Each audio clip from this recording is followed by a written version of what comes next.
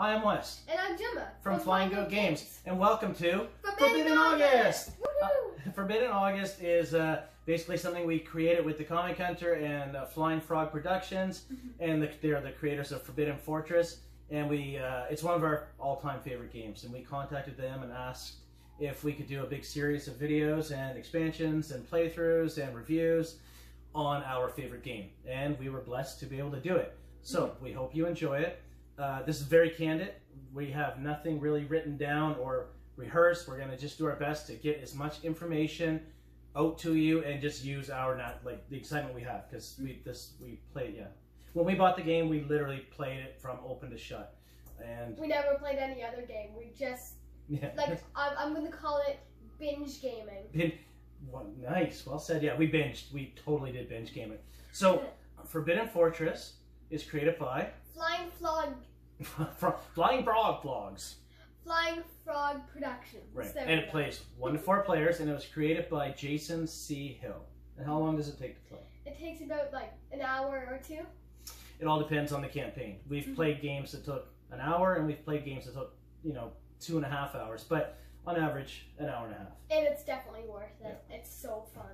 It is. So it's an adventure-based dungeon crawler based in Feudal Japan. And it has endless replayability. It's awesome. It's a cooperative game, and we love it. So we love the idea of the dice. There's a lot of dice in this game, and there's also a really good storyline, and there's an endless ability to upgrade and create your character. So even right from the beginning, when you choose your character, you choose it with a thought of who do you want to be in the game and what powers do you want to have.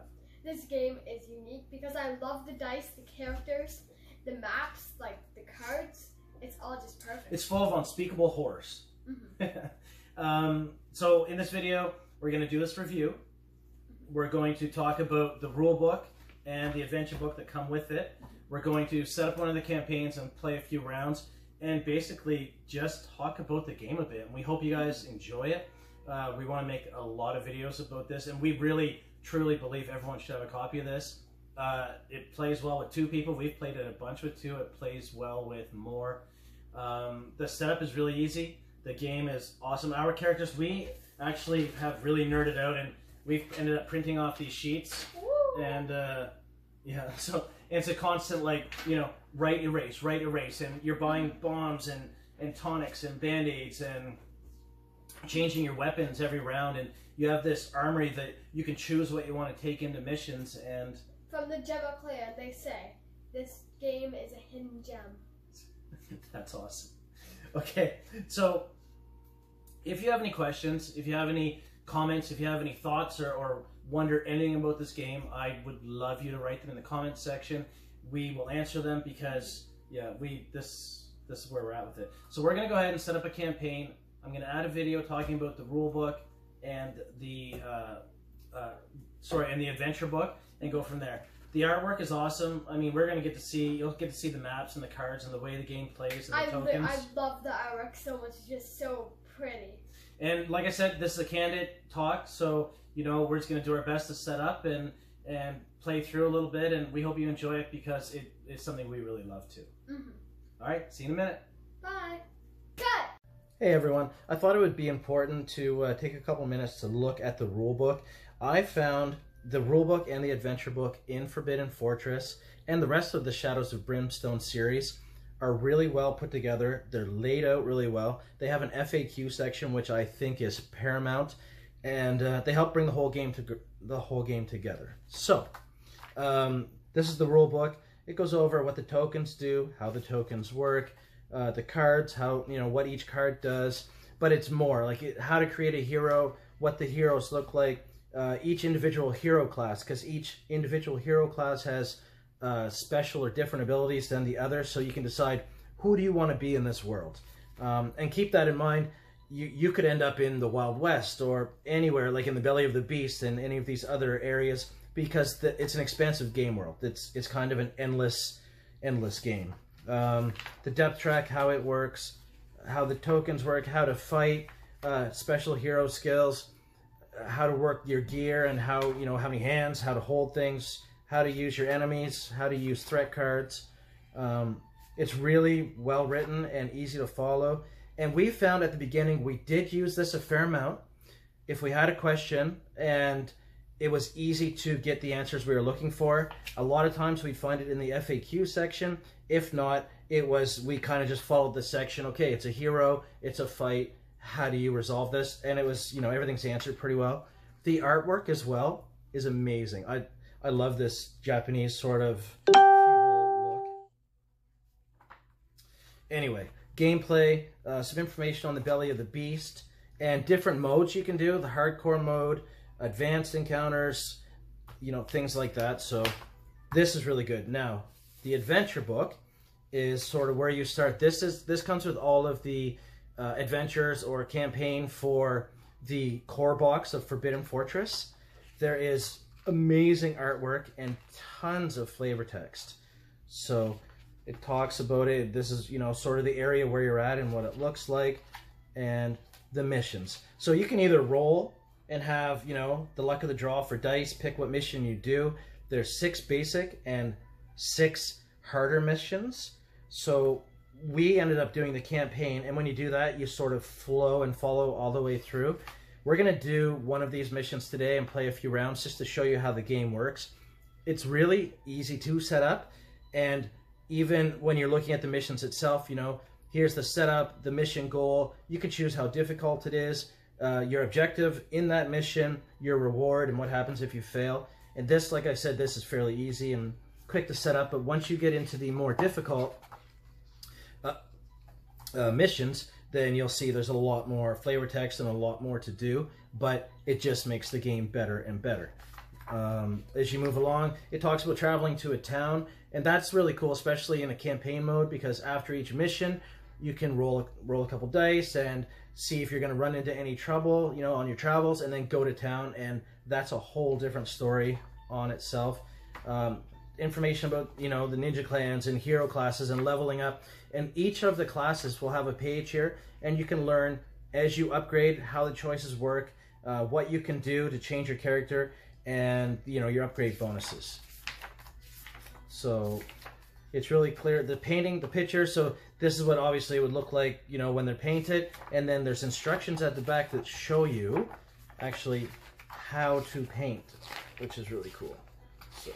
So, you know, so you can go through each section and see, you know, the steps to paint them, more information about expansions.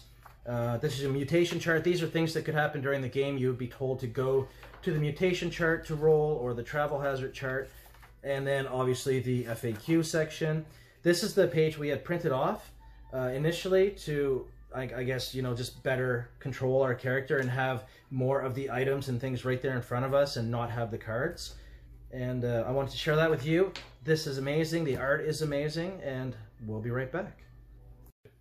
Hey, and we're back. Woohoo, we're back. We've set up for regular gameplay, kind of cramped it together a little bit because we're filming and want to get everything in focus if we can, or in the frame. Mm-hmm. So let's, we chose the Hunt for the Darkstone, which is the basic first mission. We chose a medium stockpile. Our mission goal is to find a stockpile of valuable Darkstone. And the problem is, we are surrounded by unspeakable horrors. Oh no. So this is a pretty straightforward mission. This is pretty much the fortress entrance. You use this on most of the missions. That's where your characters would have started. It's square-based, so basically every single square counts as one space. Players have a base movement, and you roll for that movement. Just to show you, sorry Gemma, just some of the expansions, and I'll move these out of the way. These are some of, like, this is a deluxe enemy pack. It's called the Shadow Clan Ninjas. There's a super cool Gateway into Madness expansion. This just gives you actual physical gateways and more extra cards. Then there's the Flesh Mites, which I find very scary. Yeah, right? Belly of the Beast. I'm really nervous for that. Yeah, and the Bone Eaters. So we're going to go over these in a different video. Also, I have out there the Temple of Shadows, which is a deluxe expansion, which adds a whole lot of new content. Sorry, what were you going to say?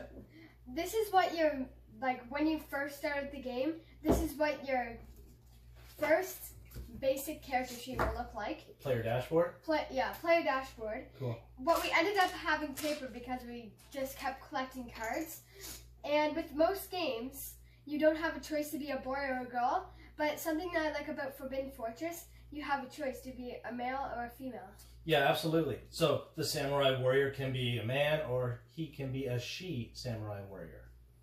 One other thing, in a future video, this is one of the coolest aspects of the game, and I think we're going to dedicate it just a regular, quick video about it. But you can travel to this feudal village, and when you're there, you can visit the House of Healing, the village market, the swordsmith, the guardhouse. You can go gambling. You can have little adventures when you're there. Also, you can buy horses. You can literally buy horses for the travel. But this here is one of the coolest aspects of the game, and we take full advantage of it because you gain gold and you can go on a shopping spree. Just like in real life. Yeah. Just like in real life. But it's funny because you always try to do that. What is it? You do the gambling, the dice, the dragon Chohan dice gambling. That's hilarious. Anyway, okay, so we have a dice tray, tons of dice. We are here. We are hunting for Darkstone. I'm going to move our dashboard. Okay. Most of the cards and stuff we actually have put the information down. Like I have a pistol here, and any modifiers for our base health or sanity, defense, agility, very much is easy to control on these papers that you can get. Even your player upgrades, right? Mm-hmm. Okay, so the first player will always have a card called the Old Lantern. And that means that player will roll for the depth track. So this is the depth track, and I don't know if you can see it very well, but basically there is us and darkness. So every turn after both of us will go, she will roll 2 dice, and our marker's in here, she has to roll a 7 or better, an 8 or better, or a 9 or better as she moves along. And there's also things you have to resolve as you go, such as darkness and growing dread. So, beginning of the turn, we just finished our turn, she will roll. Oh no. Don't be bad, you get to roll. Thank heavens. My gosh. So, she rolled a 7, so there's nothing to resolve, nothing moves, everything changed, everything stays the same. It's 8. Or 8, oh yeah, sorry, it's first day counting. Okay, so, your turn. Okay, I should probably go to the door to get a new map because we have a goal. So I'm going to start with movement by rolling a dice. What is your movement modifier? Do you have any? A movement modifier? So I have my regular dice roll, plus I can move 3 more. I have a +2 movement. Okay. +2 movement. So basically, just like a lot of other games, you can change your character, build your character, advance your character, and this is... And I'm going to move... Oh my gosh. Nice. I don't even have to use my extras. So when she comes... 1, 2, 3. When she comes to the edge of this map, she stops, draws from the map deck. Yeah, it's okay. And no, you won't be able to see anyway, but they'll get the idea. Okay. So draw from the map deck, and what did you get? So it is the Sacred Garden. Do you know something interesting? In the rule books, which we'll talk about in a different video, there's some advanced play. Like for this one, it's called Massive Statue, and if you draw this card to match this, then it's like sort of makes advanced gameplay. There's so many little secret, nuances to this game. Okay, so this game, and how does it play? It shows you in the picture. It starts this way. This way. Okay, so we're gonna move this. We're gonna put this map down. I will move these cards. Some of the maps are just so big. Yeah, it's super cool. You can get overwhelmed so easily. You think? Overwhelmed, or I think at first we tried to keep the entire map on the board, and we didn't realize that was a mistake, because as you move along, you can remove pieces and sort of keep your main play area. But you're right, the first couple of games we would spread a table of maps, but we figured that out pretty quick. Yeah. Okay, so once a new map is revealed, we immediately will lay down an exploration token. Exploration token. Here's the token tray. Can you hand it over? The token tray? Yeah, yep. Sure. So, the token tray, it's literally, this is it for tokens. A lot of the stuff you can resolve on your player sheet, but it's quick, it's easy to access. I think we bought this at the dollar store. 1 second. I just need to get it. There we go. So I got face it. down. So at this point, if anyone moves onto this map sheet, then this will have to be flipped over. And that happens every single time. So you will now flip this over because you're moving onto it. Okay. So this can be good or bad. You could draw an encounter. You could draw a fight. We could have nothing. We could get a clue. Go ahead. Oh no. It's an attack. Oh no. This circle actually, can you grab those world cards? If we were playing the more advanced game, which we're not in this video, this is really cool because that circle is a gateway circle, and that means any expansion packs you have, whether it's Temple of Shadows or the Wild West or whatever, there's literally endless, endless expansions. Oh my god, the biggest brain fart just now. Endless expansions. They just come in a form of a world card.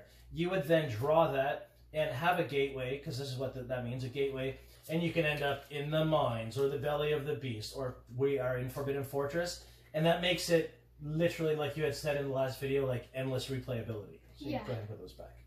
Whee! So we have to draw an attack. For us, we will draw this medium attack card. I will give it to you to resolve. And we got 2 low threat cards.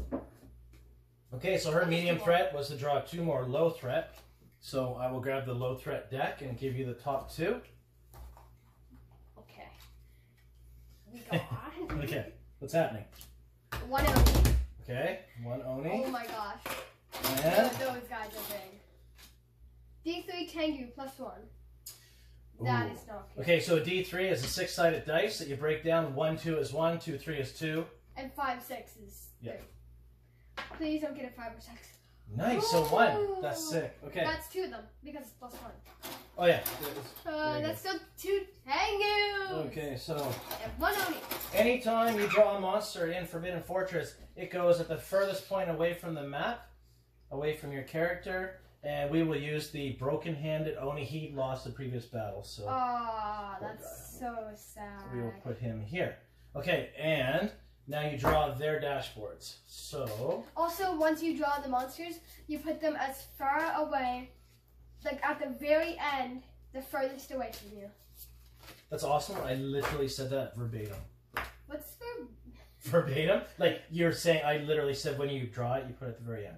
Oh! So, normally, so we are a level 4 now, and when you're a level 4, you will actually roll 2 dice and add these elite chart combinations to your character. So if you were an elite and you drew him and I rolled a 4, then not only do I have his normal combat, normal damage, normal abilities, I would also add +5 health and increase terror to 2, or whatever I rolled. If I rolled a 3, it would be, combat hits, ignore armor. But for this example, we're just going to go ahead and keep it simple. So we will each take one of these cards and play the enemy. I'll play the Tengu. Okay. Oh wait, I already have the Tengu here. So you have an initiative of 8.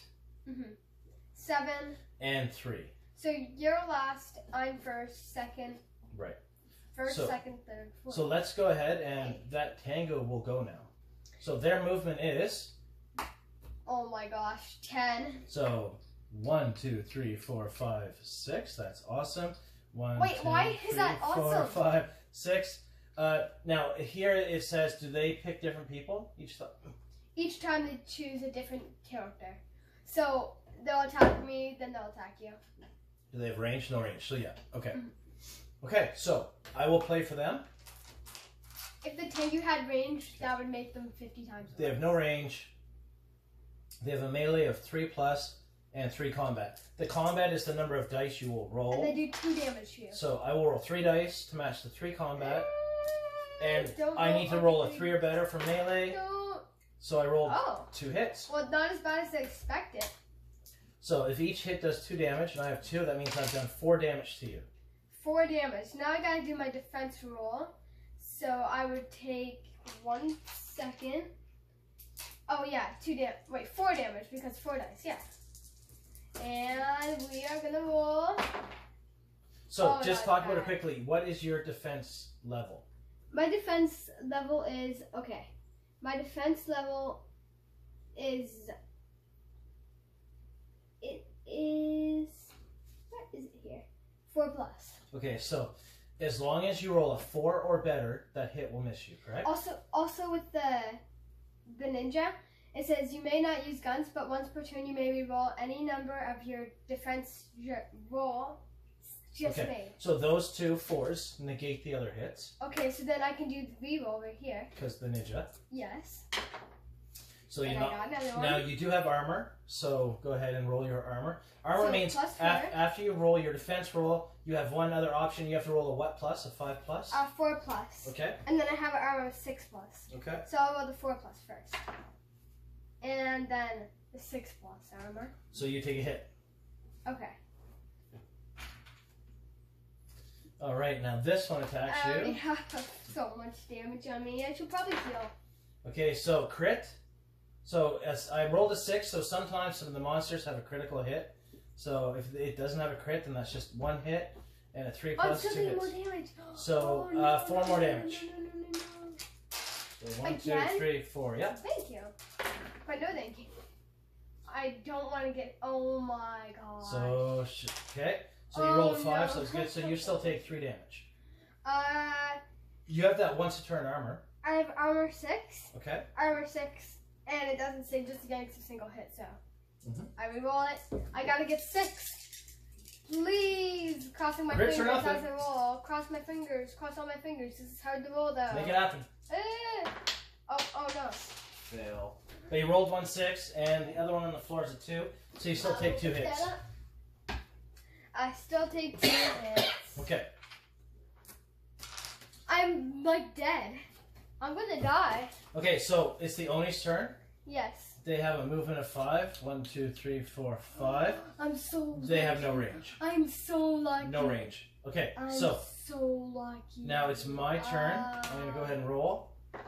I only have an initiative of 2, which is the initiative is of course when you get to go on your turn. Also, we like that either you go first or I go last. Yes, and true. I go first. So I can move 4 plus my modifier. So 1, 2, 3. Put me on this tango if you don't mind. Actually, just wait. Take me back. I have a gun, and I have a range of 5. 1, 2, 3. I'm gonna go ahead and shoot my gun, so I can roll. Pew, pew, pew. Pew, pew, pew, pew, pew, pew. I can roll 1. I can roll 1 dice, and I failed miserably. Yeah, it was awful. Because my range, I need to roll 4 plus. I rolled a 2. Now go ahead and move me. Sorry, that right to the edge of the tango. But because I am the samurai, I have some sick cards, and hopefully we can pull this out. I have what's called Fury. That's my sort of special thing. I can collect them. There is a limit to how many I can have, but I can gain +2 combat for 1 attack. So I will spend 4. There you go. I'm the token master. This revive token is sweet. It's basically a heal yourself once per round if one of us dies. Which is most likely to be right yeah, me right okay. now. Now I get. That's not good for me at all. My combat is gross. I have 7. 7 combat? Mm-hmm. So I get to roll 1, 2, 3, 4, 5, 6, 7 dice. I am melee. You should probably go for the Tengu. On it. Has the... I need to roll 4 plus. I meant the Oni. 1, 2, 3, 1 crit and 3 misses. So the crit will be automatic damage. 2, ignoring all armor. Okay, 1, 2. Yeah. And his health is 5. Right on him. Oh. Long die, but that's okay. And then these ones are 12. Oh, he's definitely oh my gosh. Dead. He's right? dead. That's awesome. Just put all the wound markers on 14. him. And I'll take them back now. Anyway, so that's the game. I mean, really, we can go on and on and on, but I wanted you to experience a round, basically how it looks. We were as clean as possible. It's hard because we're trying to film, and neither one of us are working in Hollywood, but that's how it plays. We go back and forth. She has an enemy, I have an enemy. We'll roll the elite chart. We use our characters, and we help each other out, and it is constant. Like, it's a grind, right? You're grinding to get your reward, and you're grinding to kill these monsters. If we did kill them, at the end of that, you get to draw... loot cards! Right? You get to draw 1 loot card per threat deck card. That means we would have drawn 3. That would have been sick. And you draw Growing Dread cards, which are like work negative against you and benefit the enemies, and darkness. You get to draw encounters. Encounters. They work with your like willpower, sanity, health, things like luck, lore, things you have to like roll on to like checks, I guess, in D&D or other games. Mm-hmm. So for this threat, you know, you'd have a luck 6 check. And then you'd roll your luck. Yeah. So my luck is 2, so I could roll 2 dice and I would have passed. Otherwise, there would be a, you know, something I'd have to resolve. And that's it. It's really is quite simple, and they lay it out in such a way that it's easy to do. This game's available at the Comic Hunter. They ship all across Canada. You can get it online. And please follow us at Flying Goat Games.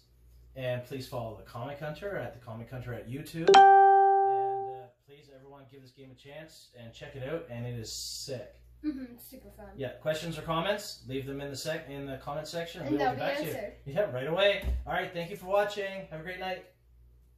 Cut.